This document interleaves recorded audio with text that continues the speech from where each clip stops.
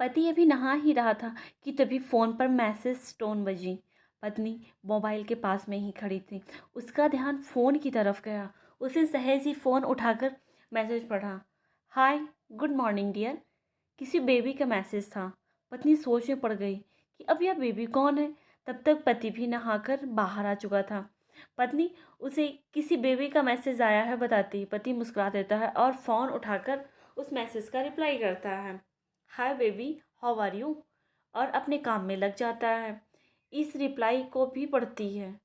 अब हर पल पत्नी के दिमाग में यही विचार पहुंचता रहता है कि यह बेबी कौन है। शाम को पति घर आता है। पत्नी उससे पूछती है, यह बेबी कौन है। पति जवाब में सिर्फ मुस्कुरा देता है और फिर से अपने काम में लग जाता है। 2-3 दिन बीत जाते हैं। उन विचारों ने अभी तक पत्नी का पीछा नहीं छोड़ा था और फिर से पति के मोबाइल पर एक बार फिर बेबी का मैसेज आता है। आज तो मिलोगे कि नहीं, बहुत याद आ रही है। इस मैसेज ने आग में घी का काम किया। पत्नी का शक और भी ज़्यादा पक्का हो गया।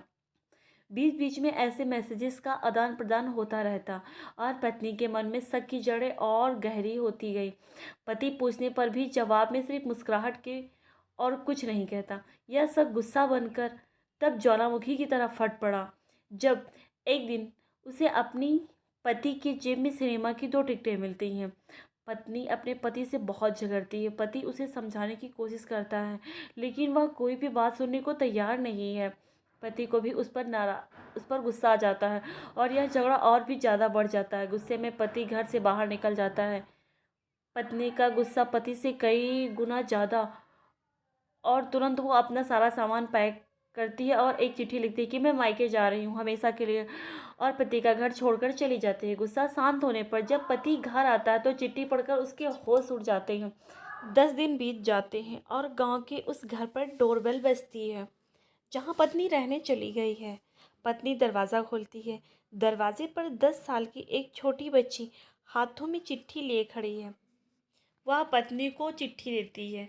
बच्ची से वह चिट्ठी लेकर पत्नी खोलकर पढ़ती है।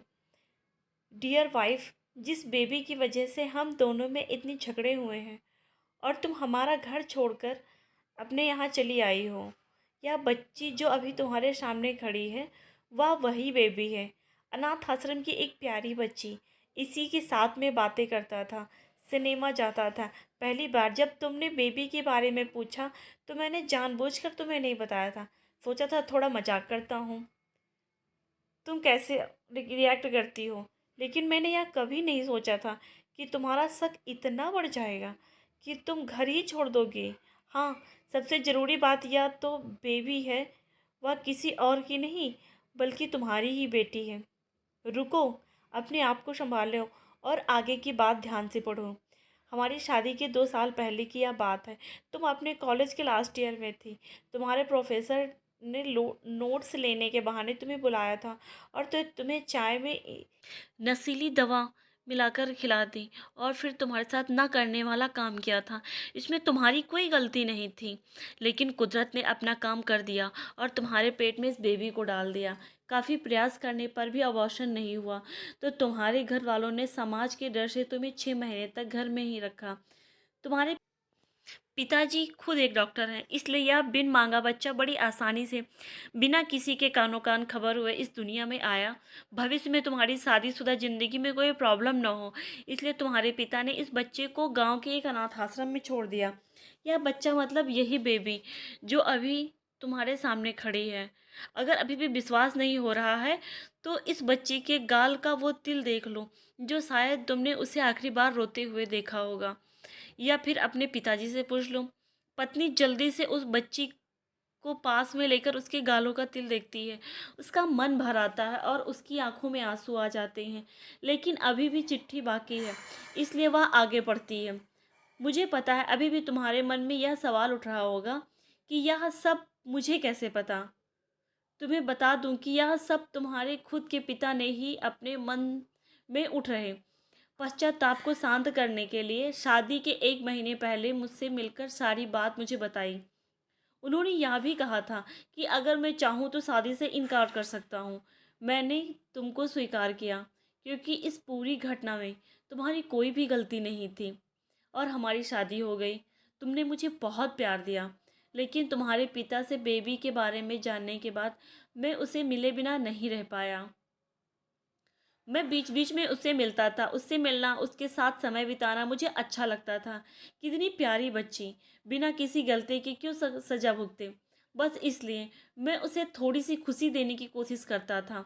बस मुझे इतना ही कहना था। अब अगर तुम फिर से अपने घर आकर मेरे साथ रहना चाहो, तब और सिर्फ तभी गैलरी में आ जाओ। तुम्हारा और सिर्फ तुम्हारा डियर पति। बिना एक क्षण की भी देरी किए पत्नी दौड़कर गैलरी में पहुंची और रास्ते पर उसका पति अल खड़ा था। उसके चेहरे पर मुस्कान थी, पत्नी की आंखों में आंसू थे। कारण कुछ भी हो, अपने दोनों के बीच में कभी भी शक को थोड़ी सी भी जगह मत दो, क्योंकि दुनिया में हर बीमारी का इलाज है, लेकिन शक नाम की बीमारी का कोई इलाज नहीं है। मन शांत रखो, जो भी मन में आए एक दूसरे को बताओ। दोस्तों, आपको हमारी कहानी कैसी लगी प्लीज़ हमें कमेंट बॉक्स में बताएं। धन्यवाद दोस्तों।